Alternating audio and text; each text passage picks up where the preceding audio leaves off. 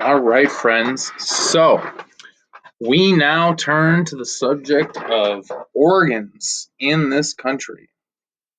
We've been talking about resource allocation, especially with medical stuff. Well, few things are more scarce and limited than organs. Or didn't you know? And currently, it is illegal to buy and sell organs in the US and in most countries. Um, this is interesting because it's not illegal to buy and sell most things, right? Certainly things that are bad for you. But if you need a kidney or a lung or a heart or, corneas or skin graft or whatever, like if you need these things, shouldn't you have a right to spend your hard earned money to purchase those? Well, maybe, maybe not. We'll look at it. But I wanted to just go through a couple facts. And there's a little kid in the background, so I'm going to have to pause this. So, on average, another name is added to the national transplant waiting list every 10 minutes. You heard that right. On average, 20 people a day die waiting for organs. So every day, and this has been true for many years, like on average, 20 people a day die while waiting for an organ. Almost as many people as commit suicide these days. Anyway, here we go again. A single donor can save up to 8 lives through organ donation and can save and enhance more than 100 lives through tissue donation. Organ recipients are selected based primarily on medical need, location, compatibility. Over 700,000 transplants have occurred in the United States since 1988. This is really crazy. The things that you can donate after death are the heart, liver, kidneys, lungs, pancreas, small intestines, corneas, skin, veins, heart valves, tendons, ligaments, bones. The cornea is the most commonly transplanted tissue. Isn't that crazy? A healthy person can become a living donor by donating a kidney, of which you have two, or part of a liver, lung, intestine, blood, or bone marrow. I've heard that if you take a part of a person's liver, like cut it off, it will literally just grow back. I'd love someone to fact check me for that. About 6,000 living donations occur every year. 1 in 4 are not biologically related to the recipient. So there are very few living donations that aren't blood related. Stop being so selfish, people. In most countries, it is illegal to buy and sell human organs for transplants, but international black markets for organs are growing in response to the increased demand around the world. Particularly, you always hear about the Falun Gong practitioners in China that, I don't know, there's a lot of information out there if you look. Liver and kidney disease kill over 120,000 people each year, more people than Alzheimer's, breast cancer, and prostate cancer. So, it's a real thing. It's happening. We need solutions to it. Wouldn't it be better if you're rich and you need a liver or a kidney, couldn't you just offer, hey, someone who has a kidney or liver that meets my qualifications, I'm willing to pay 1 million, 2 million, 10 million for your pain, your expenses, plus, right? If that was possible, wouldn't more people get organ transplants? Well, undoubtedly, right? But what are the consequences of that? And so, we do not allow organ sales in this country. And just to tie it in with our recent conversations on distributive justice, who would support organ sales of Nozick and Rawls, and who would condemn organ sales of Rosick and Rawls? Nozick and Rawls. I can speak. Well, what would Rawls say?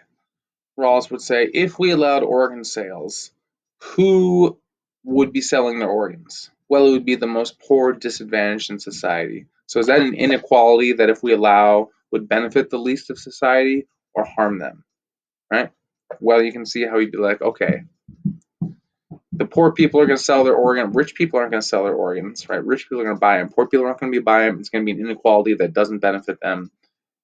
What does Nozick say? Nozick says, well, if you own it, you can sell it. And do you own your own organs? Well, if you don't, who does, right? And, looking around, okay, maybe you're a steward of them. That's a nice mentality. But yeah, you own your body. You own the responsibility for the products and the labor of your body, et cetera, et cetera. And so we have the idea that, like, no, we shouldn't have it because this is an exploitation on on people, right? It's dehumanizing. It's like prostitution. We shouldn't allow it. Well, we look at this in the case for allowing kidney sales on page 277. And he says, in this paper, we outline our reasons for thinking that the arguments commonly offered for prohibiting organ sales do not work, and therefore that the debate should be reopened. Here we consider only the selling of kidneys by living vendors or sellers, but our arguments have wider implications. So he says the commonest objection to kidney selling is expressed on behalf of the sellers, the people with the kidneys. The exploited poor, who need to be protected against the greedy rich, right? These are the ones who are selling. However, the vendors are themselves anxious to sell and see this practice as the only option open to them. The worse we think the selling of a kidney, therefore the worse should seem the position of the vendors when that option is removed. Unless this appearance is illusory, prohibiting the sale does even more harm than first seemed, in harming vendors as well as recipients. So what's he saying here? He's saying if we think it's sad that people are going to sell their kidneys who are poor and desperate, like, isn't it even worse if we take away the option of selling the kidney and give them even fewer options, right? Like, how is further limiting their options make more sense? Yeah. After that, he says, to this argument, it is replied that the vendor's apparent choice is not genuine. It is said that they are likely to be too uneducated to understand the risks, and that this precludes informed consent. It is also claimed that since they are coerced by their economic circumstances, their consent cannot count as genuine. Although both these arguments appeal to the importance of autonomous choice, they are quite different. The first claim is that the vendors are not competent to make a genuine choice within a given range of options. The second, by contrast, is that poverty has so restricted the range of options that organ selling has become the best, and therefore, in effect, that the range is too small. If our ground for concern is that the range of choices is too small, we cannot improve matters by removing the best option that poverty has left and making the range smaller still. To do so is to make subsequent choices by this criterion even less autonomous. The only way to improve matters is to lessen the poverty until organ selling no longer seems the best option. And if that could be achieved, prohibition would be irrelevant because no one would want to sell. A little bit further on. In general, furthermore, the poorer a potential vendor, the more likely it is that the sale of the kidney will be worth whatever risk it is. Oh my God, go back and read that again. The poorer the person selling, the more worth it is for him to sell it. Does not take a rocket scientist to unravel that. If the rich are free to engage in dangerous sports for pleasure, or dangerous jobs for high pay, it is difficult to see why the poor who take the lesser risk of kidney selling for greater rewards, perhaps saving relatives' lives or extricating themselves from poverty or debt, should be thought so misguided as to need saving from themselves. It will be said that this does not take account of the reality of the vendor's circumstances, that risks are likely to be greater than for unpaid donors, because poverty is detrimental to health, and vendors are often not given proper care. They may also be underpaid or cheated, or may waste their money through inexperience. However, once again, these arguments apply far more strongly to many other activities by which the poor try to earn money, and which we do not forbid. Oh, snaps all around. The best way to address such problems would be by regulation and perhaps a central purchasing system to provide screening, counseling, reliable payment, insurance, and financial advice. So they're not even saying, yeah, just let anyone sell. And like, yeah, we should be able to have a central institution in America for buying and selling and testing organs. To this it will be replied that no system of screening and control could be complete, and that vendors and recipients would always be at risk of exploitation and poor treatment.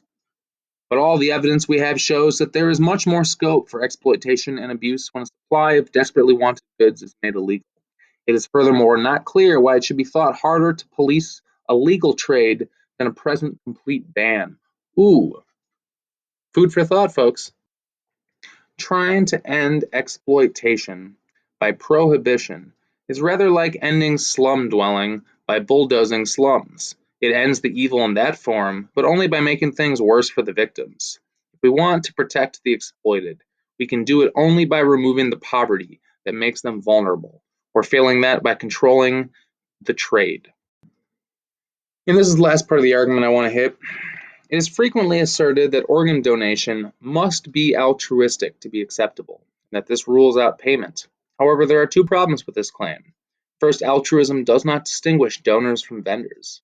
If a father who saves his daughter's life by giving her a kidney is altruistic, it is difficult to see why his selling a kidney to pay for some other operation to save her life should be thought less so. Second, nobody believes in general that otherwise some useful action is altruistic. It is better to forbid it altogether. It is said that the practice would undermine confidence in the medical profession because of the association of doctors with money making practices. That, however, would be a reason for objecting to all private practice. In that case, the objection could easily be met by the separation of purchasing and treatment. There could, for instance, be independent trusts to fix charges and handle accounts, as well as to ensure fair play and high standards. It is alleged that allowing the trade would lessen the supply of donated cadaveric kidneys. And they go on to make the case that literally already everyone else in the process of organ donation and transplantation is getting paid. The people running the organs around, the surgeons doing it, they're getting paid. It doesn't detract from their quality of work. So why can't the one person who's offering it actually get paid? It's an interesting back and forth. And so, as you know, in our country, you need to opt in for organ donation. On your driver's license, you need to select yes. In case, go to PVS, die, like more organs can be taken. Some people think we should go to a principle adopted in some European countries called presumed consent, where what they presume you do donate your organs when you die, and you need to actually opt out, right? And why do some people not want their organs donated? Well, a lot of it's religious. You want your body to travel over to the afterlife whole, right? Not dismembered or mutilated. Other people will tell you that if you go into the hospital with any kind of condition and says you're an organ donor, that often lives have been prematurely ended, due to complications, and those organs have been used. I don't know that firsthand. I've read one or two articles, but not enough to say more than it seems like some fears that some people hold, whether they're validated or not. Worth researching if you know what that's all about. So I will post some case studies dealing with organ donation, and we will have a go at it. Everyone have a great week.